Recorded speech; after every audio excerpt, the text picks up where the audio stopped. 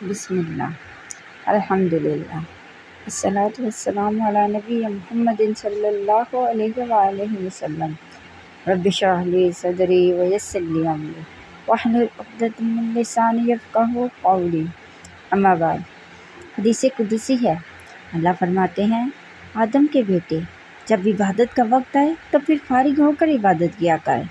تمہارا دل میری طرف ہونا چاہیے، پھر میں کیا کروں گا؟ میں تمہارے دونوں ہاتھوں کو رزق سے بھر دوں گا کہ تم سے سنبھالا ہی نہیں جائے گا، اور تمہارے دل کو بھی غنا سے بھر دوں گا، تمہیں کبھی فقیری کا خوف ہی نہیں ہوگا۔ اور اگر تم نے ایسا نہ کیا تو پھر میں تمہارے دونوں ہاتھوں کو کاموں سے بھر دوں گا، ہر وقت کام، تمہارے دل میں کبھی فقیری ختم ہی نہیں ہوگی، مال ہونے کے باوجود تم روتے ہی رہو گے۔ آج عبادت کے اس پہلو پر غور کرنے کی ضرورت ہے۔ آپ مختصر نماز پڑھ لیں لیکن پوری پڑھیے۔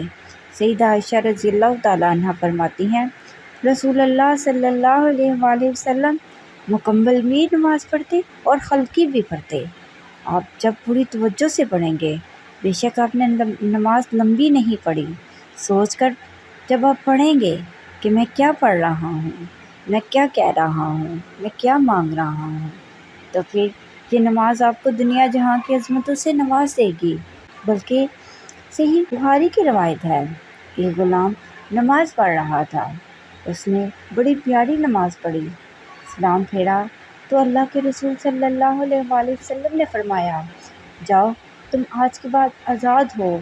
اتنی خوبصورت نماز پڑھنے والا غلام نہیں رہ سکتا، اسی لیے دل لگا کر نماز پڑھیے۔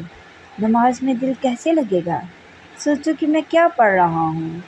میں آپ سے ایک گزارش کرتی ہوں، صرف ایک دفعہ آپ پوری توجہ سے 2 رکعت ہی نماز ادا کر کے دیکھیے کہ آپ کو کتنا سکون ملتا ہے۔ اللہ پاک ہمیں پوری توجہ اور خلوص سے نماز پڑھنے کی توفیق عطا فرمائے اور ہماری نمازوں کو خوبصورت بنائے۔ آمین۔ آخر الدعوانا ان الحمد للہ۔